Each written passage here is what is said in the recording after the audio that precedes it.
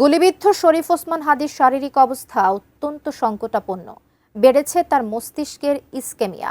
চিকিৎসকরা জানিয়েছেন আপাতত কোনো ক্লিনিক্যাল উন্নতির লক্ষণ নেই হাদির। ফলে দেশবাসীকে শান্ত থেকে দোয়া করার আহ্বান জানিয়েছেন প্রধান উপদেষ্টা ডক্টর মোহাম্মদ ইউনূস। হাদির সর্বশেষ অবস্থা নিয়ে আরও জানাচ্ছেন এসআই রাজ।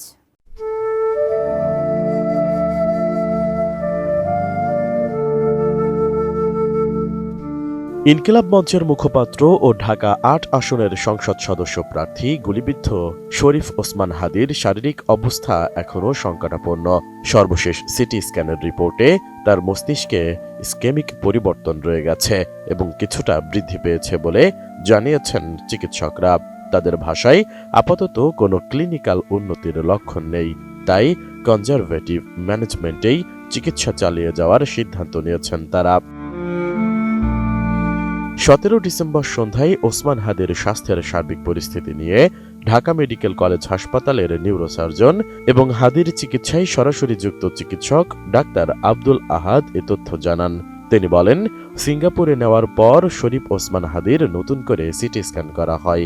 সেখানে দেখা যায় তার মস্তিষ্কে রক্ত প্রবাহের ঘাটতিজনিত স্কেমিয়া এখনও বিদ্যমান এবং আগের তুলনায় কিছুটা বেড়েছে।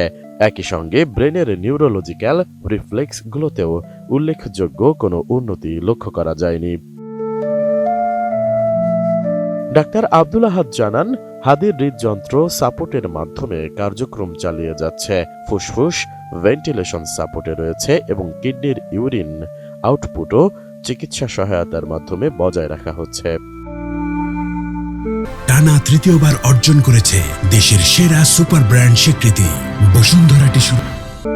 এদিকে হাদির মাথার ভেতরে রয়ে যাওয়া গুলির অংশটি অপসারণে নতুন করে অস্ত্রোপচারের প্রয়োজন হবে কিনা এমন প্রশ্নও সামনে আসছে। এ প্রসঙ্গে চিকিৎসকরা জানিয়েছেন, গুলির অংশটি মস্তিষ্কের ডিপ সিলেক্ট অঞ্চলে অবস্থান করছে। এই পর্যায়ে সেটি অপসারণ করলেও যে ব্রেন ফাংশনে দৃশ্যমান উন্নতি হবে তার কোনো নিশ্চয়তা নেই, বরং অস্ত্রোপচার বা দীর্ঘ জার্নির ঝুঁকি বর্তমান শারীরিক অবস্থায় আরও জটিলতা তৈরি করতে পারে।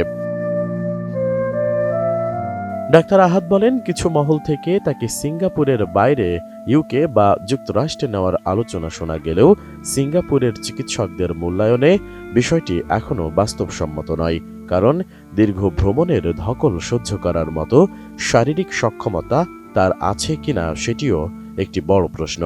এক্ষেত্রে পরিবারের মতামত ও সম্মতিও গুরুত্বপূর্ণ বলে জানিয়েছেন সংশ্লিষ্ট চিকিৎসকরা। সেই সাথে সামাজিক যোগাযোগ মাধ্যমে হাদির অবস্থা নিয়ে যেসব উন্নতির দাবি করা হচ্ছে সেগুলোরও কোনো ভিত্তি নেই।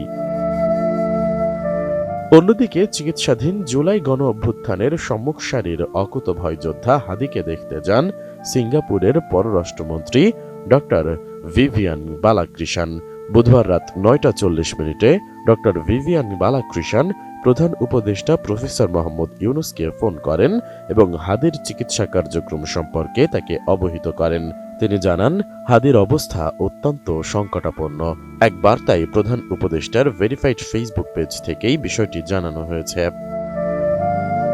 ওই বার্তায় বলা হয়, প্রধান উপদেষ্টা দেশবাসীকে শান্ত থাকার আহ্বান জানিয়ে হাদির জন্য দোয়া ও প্রার্থনা করার অনুরোধ করেছেন। এসআই রাজ, এটিএন নিউজ, ঢাকা।